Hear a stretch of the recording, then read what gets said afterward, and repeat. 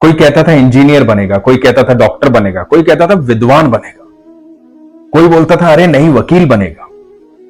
लेकिन किसी को नहीं पता था कि वो तो साक्षात भगवान के दर्शन करेगा, राधा रानी के दर्शन करेगा, भगवान श्री कृष्ण के दर्शन करेगा।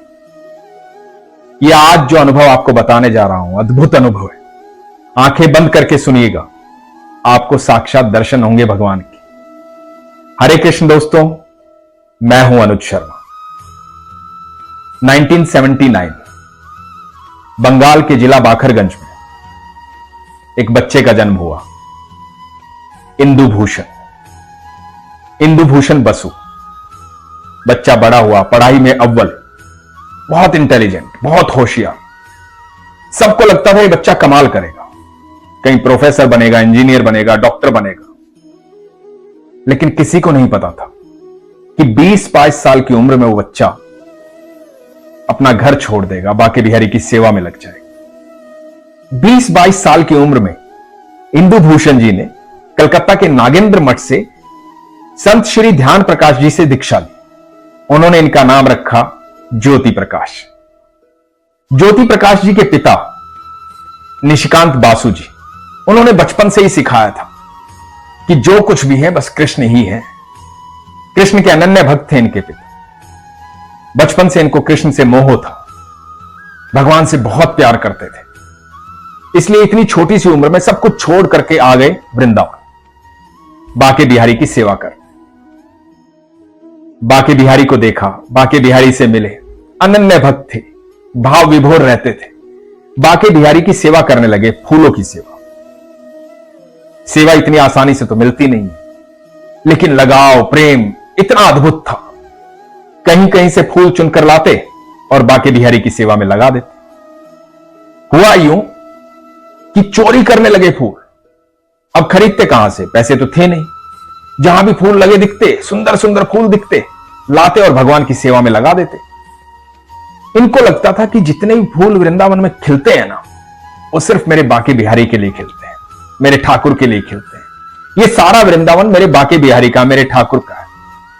ये लोग तो खामखा आकर के यहां रहते हैं और सोचते हैं कि इनका घर है, नहीं, मेरे बिहारी जी का है।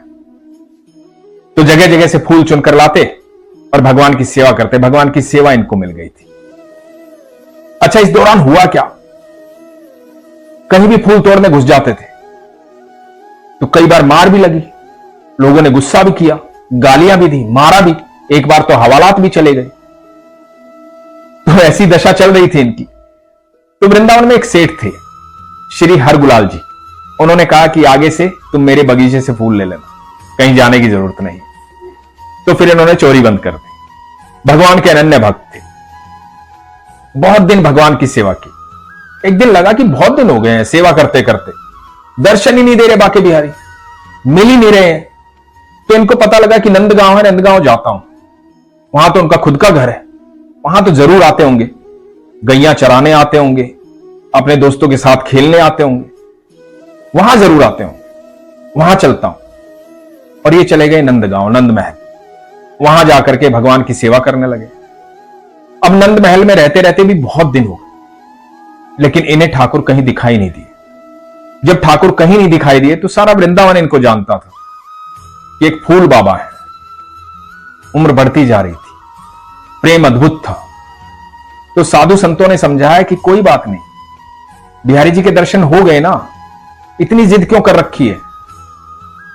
तो इन्होंने कहा कि नहीं, अब अनशन पे बैठूंगा, कुछ नहीं खाऊंगा, भूखा मर जाऊंगा। जब तक मेरा कन्हैया मुझसे आकर नहीं मिलेगा मैं कुछ नहीं खाऊंगा। और इन्होंने अनशन शुरू कर दिया।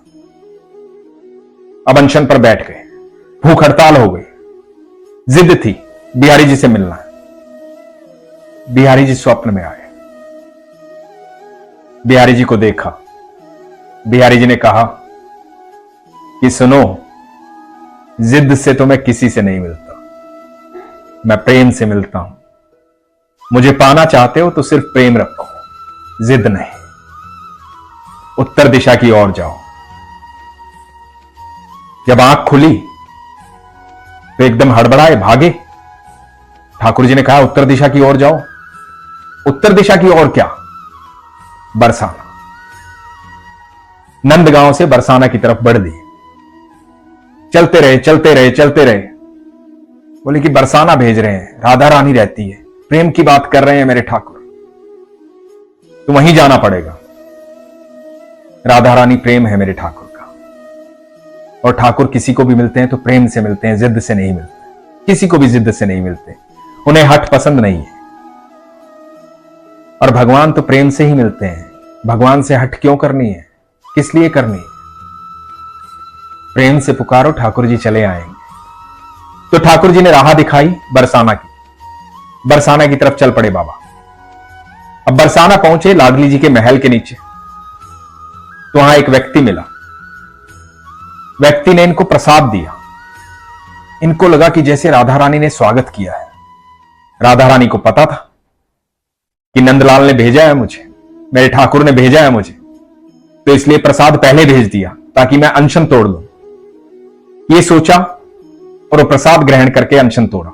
राधा रानी के महल में गए, अद्भुत दर्शन किए, वहां देख करके भाव विभोर हो गए, भजन करने लगे, कीर्तन करने लगे, बस वहीं के हो गए। अब मन में सिर्फ एक ही बात थी, राधे राधे राधे राधे राधे राधे, सुबह शाम राधे राधे। इनके भोजन की व्यवस्था अपने आप हो जाती थी। बताते हैं कि बहुत बार तो ऐसा हुआ कि खुद राधा रानी खाना खिलाने आई, पर इनको बाद में एहसास होता था, इनका भोजन अपने आप इनके पास पहुंच जाता था। राधा रानी के भजनों में लीन रहते थे, बस राधे राधे राधे राधे। अब एक दिन हुआ यूं कि इनका मन भर गया, इनको फिर से याद आई कन्हैया की, ठाकुर की, बिहारी जी की। बोले कि नहीं, बहुत दिन हो गए, आया नहीं मिलने, मुझसे नहीं रहा जा रहा, मुझे मिलना है। इस दौरान ये अपने आप को राधा रानी की सखी कहने लग गए थे, सखी भाव में रहते थे। तो राधा रानी से आज्ञा ली कि मैं जा रहा हूं बिहारी जी के पास, वहीं रहूंगा, मिलना है मुझे। और वापस आ गए वृंदावन। वृंदावन वापस आए तो पता लगा निधिवन नाम की एक जगह है जहां रोज रास रचाने ठाकुर जी आते हैं, राधा रानी आती है। तो पहुंचे निधिवन। अब इनको सब जानते थे फूल बाबा के नाम से। निधिवन पहुंचे, वहां जाकर के इन्होंने सेवा ली, सोहिनी सेवा। सोहिनी सेवा ली। सोहिनी सेवा यह होती है कि वहां पर सुबह जो है झाड़ू लगाई जाती है, कंकर पत्थर हटाए जाते हैं, क्योंकि इनको पता था कि रात में राधा रानी आती हैं, कान्हा जी आते हैं, यहां रास रचाते हैं निधिवन में। तो ये सोहिनी सेवा करते थे। प्रातःकाल उठ करके वहां सफाई करते थे, कोई कंकर पत्थर रह ना जाए, क्योंकि रात्रि में मेरे कान्हा जी आएंगे, राधा रानी आएंगे। एक बार हुआ यूं कि रात्रि में राधा रानी और कान्हा जी रास रचा रहे थे अपनी गोपियों के साथ, और राधा रानी के नुपुर जो हैं वो टूट गए, घुंघरू बिखर गए। तो गोपियों ने घुंघरुओं को इकट्ठा किया, इकट्ठा करके फिर से पिरोया, राधा रानी के पैर में बांधा। राधा रानी ने अपने घुंघरू देखे तो एक घुंघरू कम था। चिंता का विषय हो गया। गोपियों ने फिर से ढूंढा, लेकिन घुंघरू कहीं नहीं मिला। तो राधा रानी ने गोपियों से कहा कि सुनो, वो जो मेरी फूल सखी आती है ना सुबह सोहिनी सेवा करने, उससे जाकर पूछना, क्योंकि वो यहां की सफाई करेगी, तो उसे पता होगा कि घुंघरू कहां है, उसे मिलेगा घुंघरू। अब इधर फूल बाबा अपने ध्यान में रहते थे, उन्हें पता था कभी ना कभी तो मेरी राधा रानी, मेरी सखी मुझसे मिलने आएगी, मुझे पता है गोपियों को भेजेगी, पूछेगी नुपुर कहां है, क्योंकि ये सेवा तो मैं ही करता हूं। ध्यान में थे, ये ध्यान में थे। इधर गोपियां आई और गोपियों ने आके कहा कि सुनो बाबा, श्यामा प्यारी का नुपुर गुम हो गया है, तुम्हें मिला वो घुंघरू? तो बाबा ने कहा हां, नुपुर तो मिला है, लेकिन मुझे क्या पता कि वो श्यामा का है या शाम का है। तो गोपियां बोली मतलब? बोला मतलब ये कि तुम कह रही हो कि वो श्यामा प्यारी का है, पर मैं तो उसी को दूंगा जिसका है। अब जब तक मुझे विश्वास ना हो जाए कि वो श्यामा का है या शाम का है, तब तक मैं दूंगा नहीं। तो ये तो मैं खुद देखूंगा अपनी आंखों से कि वो घुंघरू किसका है। जब मैं देख लूंगा तब दे दूंगा। गोपियां वापस गई, राधा रानी को जाकर ये बात बताई कि उन्होंने ऐसा कहा। राधा रानी मुस्कुराई। फूल सखी बड़ी चालाक है, चतुर है, और चतुर हो भी क्यों ना, मेरे ठाकुर की भक्त जो है, कान्हा की भक्त जो है, कृष्ण तो कृष्ण है, उनके भक्त भी वैसे ही हैं। तो राधा रानी ने फूल सखी को बुलाया। अब बाबा पहुंचे राधा रानी के सामने। बाबा राधा रानी से बोले कि सुनो, श्याम जी को भी बुलाओ, जिसका नुपुर कम होगा उसे नुपुर दे दूंगी, मैं तुम्हारी सखी हूं ना, सच कह रही हूं। अब बुलाने पर श्याम जी भी आए और राधा रानी भी। यही तो चाहिए था बाबा को। दोनों के चरण सामने थे, चरणों को देख रहे थे। घुंघरू तो हाथ से छूट गया, आंखों में श्रु आए, शरीर कांप रहा था। राधा रानी के और ठाकुर जी के चरण सामने थे। अब जिसे ठाकुर जी के चरण दिख जाएं, राधा रानी के चरण दिख जाएं, और रह ही क्या जाता है। पूरे जीवन की तपस्या सफल हो गई। बताते हैं कि फूल बाबा ने राधा रानी और ठाकुर जी के चरणों में अपने प्राण त्याग दिए। वहीं विलीन हो गए कृष्ण, वहीं विलीन हो गए राधा रानी। अनन्य भक्त थे, बड़ा प्रेम करते थे। कभी वृंदावन जाओ तो फूल बाबा के बारे में सुनना, सब जानते हैं उन्हें। साक्षात दर्शन दिए थे भगवान ने।